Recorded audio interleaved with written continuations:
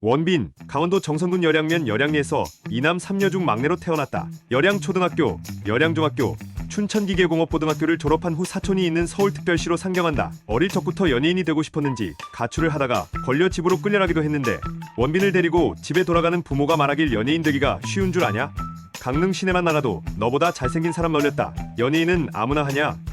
네 얼굴에 연예인은 무슨 헛된 꿈 꾸지 말고 공부나 열심히 혀 라고 했다는 일화는 유명하다. 사실 그 당시에도 부모님은 아들이 잘생긴 건 알고 있었으나 괜한 자신감을 주면 안 된다고 생각해서 이렇게 부정적으로 말했다고 한다. 어째 이분의 어머니와 같은 말을 하셨다. 당시 원빈이 일을 도왔던 타센터 사장님이 서울에 가서 연예인 한번 해보지 않겠냐? 는 이야기도 했다고 한다. 그렇게 20세에 연기자가 되고 싶어 무작정 상경했고 누나 집에서 기식하며 아르바이트로 생계를 유지하면서 틈틈이 오디션에 지원했다. 그러던 중에 우연히 케이블 TV 제1방송의 신인 연기자 공모에 응시해 연기자가 됐고 제1방송 3기 공채 탤런트로 데뷔하게 된다. 인터뷰에서 밝힌 바로는 당시 탤런트 응시자들은 샵에서 전문 메이크업을 받고 스튜디오에서 찍은 포트폴리오 사진을 프로필로 제출하는데 원빈은 담벼락을 배경으로 누나가 집에 있던 필름 카메라로 촬영한 사진을 제출했다고 한다. 합격한 이후 단역 배우로 활동한 지 얼마 되지 않아 의상실에서 새로운 얼굴을 찾기 위해 TV 채널을 돌려보던 디자이너 앙드레 김의 눈에 띄게 되고 그의 패션쇼에 출연하면서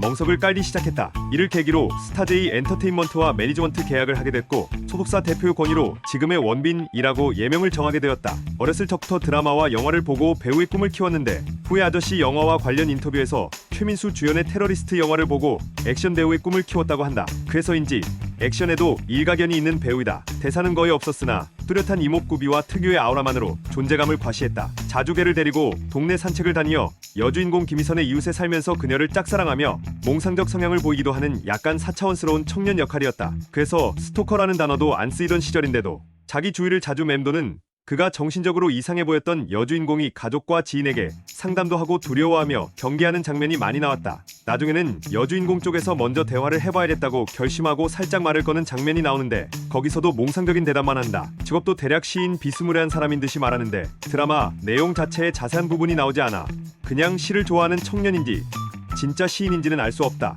대신 여주인공은 그가 폭력적이거나 그런 건 아니라는 걸 확인해서 다행이라 생각하고 자신은 좋아하는 남성이 있다고 설득한 후 안심하며 좋게 마무리된다. 사실상 스토커나 다름없는 역할이니 원빈의 현재 이미지와 별로 어울리지는 않지만 워낙 심하게 잘생긴 외모라 역할 자체의 부정적 측면이 안 보일 만큼 미화되어 보이기도 했고 아직도 그가 프로포즈에서 멋진 역할로 나왔다고 기억하는 팬이 있을 정도였다. 그 이후에는 KBS ETV 슈퍼선데이의 한 인디 코너에서 나오면서 서서히 멋진 미남 배우로 주목을 끌기 시작하다가 대학생 영화 동아리를 중심으로 한 내리 고하는 MBC 드라마에서 첫 주연을 맡아 부잣집 도련님의 학업도 우수하지만 어두운 그림자가 있는 한승주 역할을 연기했다. 드라마 OST에도 참여했었는데 윤소나와 듀엣곡을 불러 그해 MBC 가요대제전 무대에도 올랐었다. 그리고 1998년 영화 토요일 오후 2시에 배달원 역으로 특별 출연하기도 하였다. 2005년 11월 29일 군입대 뒤 강원도 화천군 육군 7사단 최전방관 특소 생활을 묵묵히 하는 등 성실한 군대 생활로 화제가 됐으나 2006년 6월 7일 무릎 통증이 악화되면서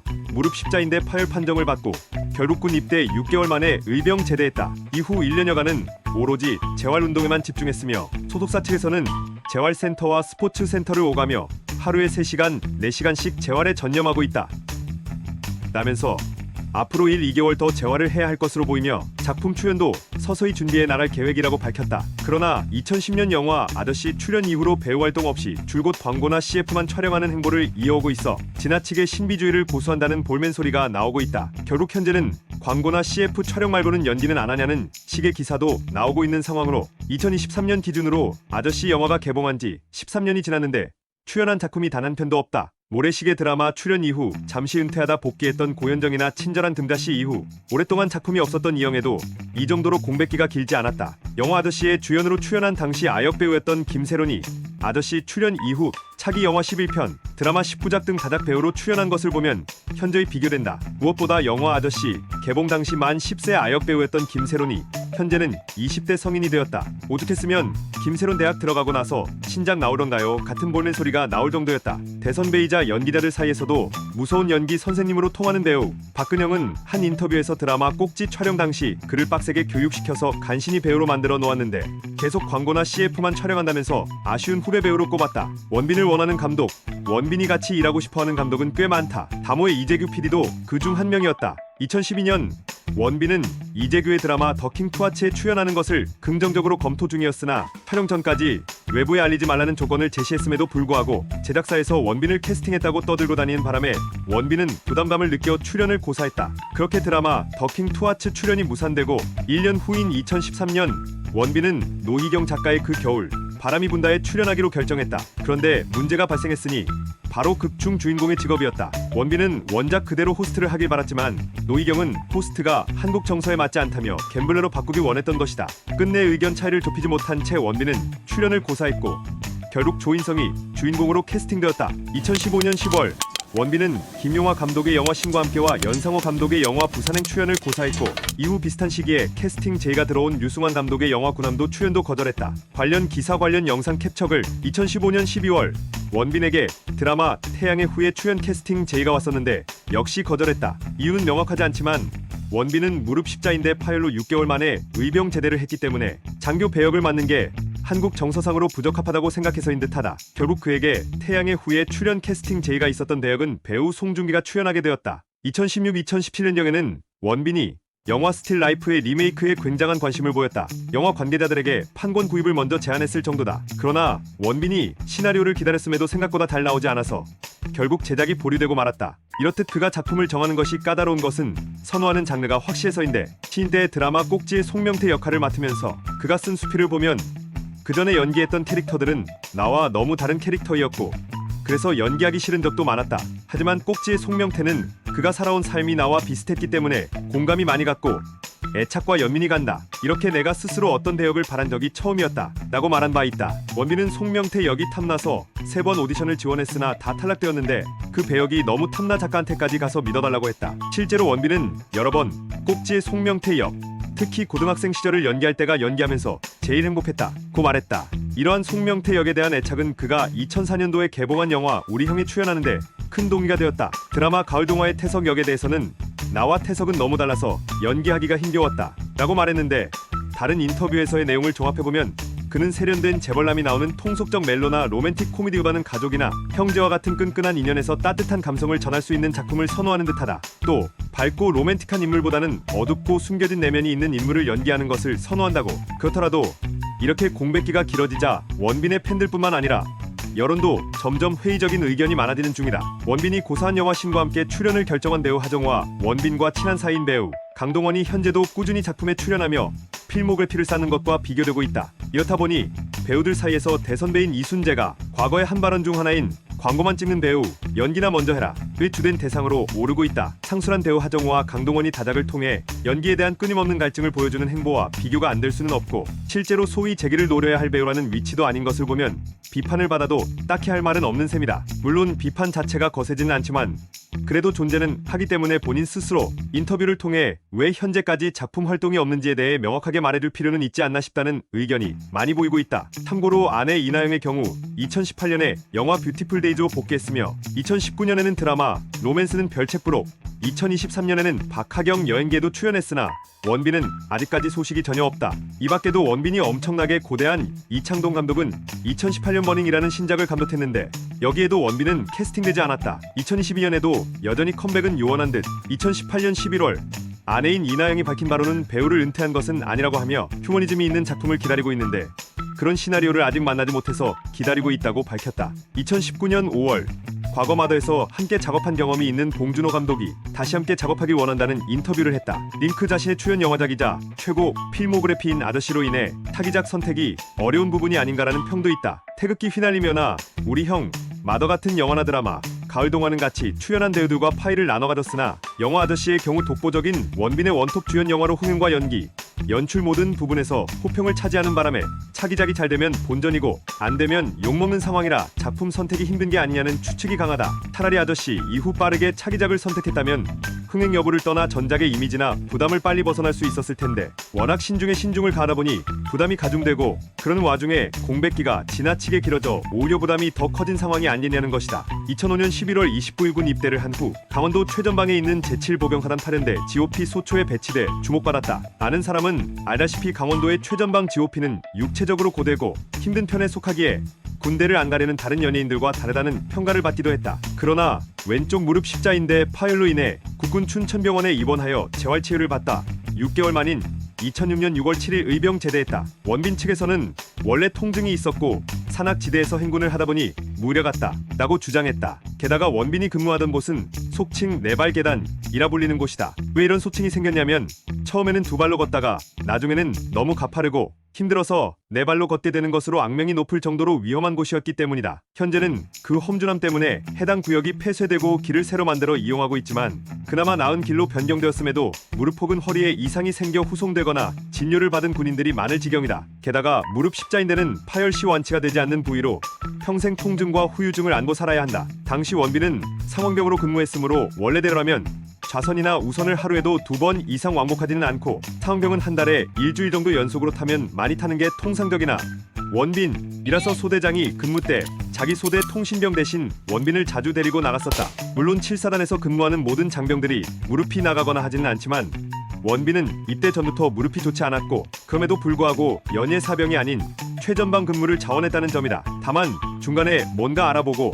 이건 아니라고 생각했는지 연대장과 면담 때 GOP만큼은 빼달라고 요청하였으나 이것이 악감정인지 아니면 부대 홍보를 위해선지 묵살되는 바람에 상황이 더 악화되었고 결국 사고가 난 것이다. 실제로 무릎 십자인대 부상이 매우 심각하여 의병 제대 이후에 닌텐도 오버할 광고 출연 이후 마더 영화에 출연하는 것으로 복귀하기까지 걸린 시간이 2년 3년으로 꽤 길었다는 것을 감안하면 비록 의병 제대일지라도 군 복무 중에 부상을 당한 것이고 절차에 따라 의병 제대한 것이므로 병역의 의무는 다한 것이다. 비록 조기에 의병 제대하여 군 복무 기간이 짧지만 이러한 점 때문에 군 복무를 빌미로 원빈을 비난하는 이는 극히 드물다. 2013년 7월 배우 이나영과 사귀고 있다는 설이 돌았으며 본인들이 공식 인정했다. 이나영이 같은 소속사로 옮긴 게 인연이 되었다고 한다. 두 사람 다 집돌이, 집순이답게 서로의 집에서만 만났다고 한다. 파파라치 사진도 매체가 이들의 집 주차장까지 몰래 잠입해서 촬영된 게 전부였다. 2015년 5월 30일 자신의 고향인 강원도 정선군 덕우리 인근에서 이나영과 스몰 웨딩을 올렸다. 50여 명의 가족들만이 유일하게 참석했고 가마솥에 국수를 끓여 가족들과 조촐한 피로연을 가진 것으로 알려졌다.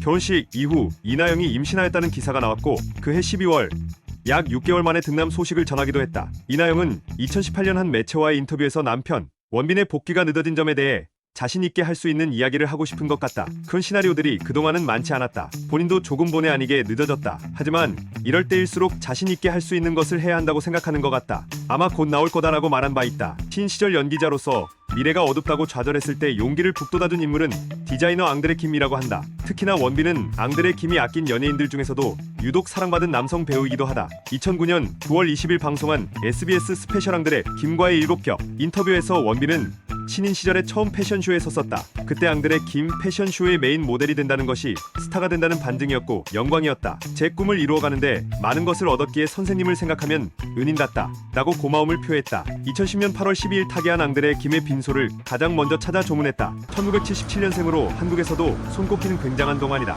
2003년 태극기 휘날리며 찍을 당시에 27살이었는데 20대 중반 나이에 고등학생 역할을 맡았는데 전혀 어색하지가 않았다. 1년 후 우리 형에서도 고등학생을 연기했는데도 전혀 어색하지 않았으며 가을동화 출연 당시에도 주요 인물 배우들 중 송승헌 다음으로 나이가 가장 많았으며 한채영보다도 3살 연상이다. 위에 언급된 같은 동안으로 유명한 강동원보다도 4살이나 연상인데다 아저씨에 같이 출연한 김성호도 원빈보다 1살 연하이며 실제로 원빈이 김성호보다 나이가 많다는 걸 알고 놀라는 사람들이 많다. 특히 한국에서 손꼽히는 노안 배우로 유명한 현봉식과 비교하면 거의 10살 이상은 어려 보이지만 실제로는 원빈이 무려 7살이나 연상이다. 현재까지도 이 동안을 유지 중이며 아저씨 이후 10년 넘게 세월이 지났음에도 얼굴이 크게 변하지 않은 편이다. 본인은 인터뷰에서 대단한 대인 마니아는 아니다 라고 언급했으나 실제로는 대단한 대인 매니아가 맞다라는 이야기가 자주 떠돈다. 특히 그가 위닝11 최고수라는 것은 팬미팅 등을 통해서도 이미 잘 알려진 사실.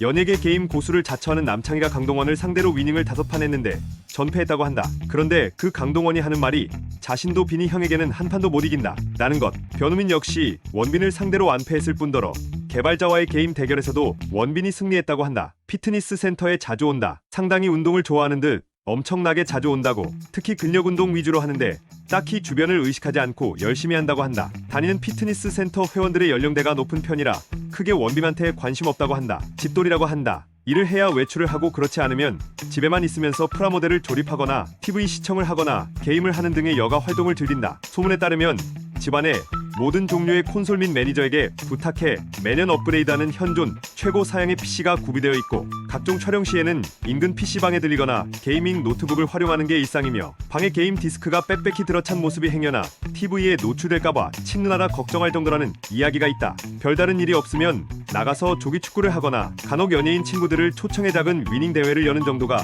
그의 취미 생활이라고 한다. 거물임에도 불구하고 아무런 스캔들이 생기지 않는 비결이라고. 단 2012년 11월에 개최된 팬 사인회에서 한 팬이 아직도 게임하세요? 라고 질문하자 요새 게임 잘 안 해요 라고 말한 일화가 있긴 하나 이미지 관리에 불과할 수도 있다. 2020년에 놀면 뭐하니? 의 싹쓸이 특집에서 유재석, 이효리, 비가 출근한 후 제작진 측에서 제공한 맥심 티.